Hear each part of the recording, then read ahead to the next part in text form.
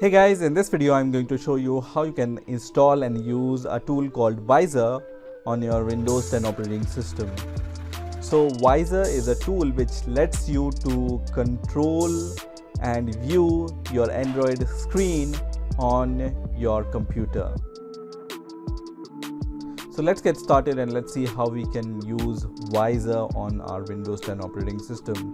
So first of all, just open your favorite browser and search for VYSOR Visor, and the first link which will appear here will be from Visor. So I'm going to just click on this link, and once this website is open, straight away you will see the downloads button here. So I can just click on this downloads button, and once I click on the download button, there are these options here. We wanted to download the Visor on our Windows operating system, so I will just click on the Windows option, which will start the download of this exe file. So I will wait for this download to complete.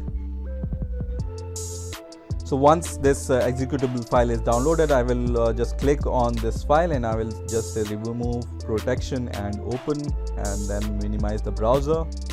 So you can see this window, it started this kind of window. So now you can see this icon which is available on your desktop, and also you can see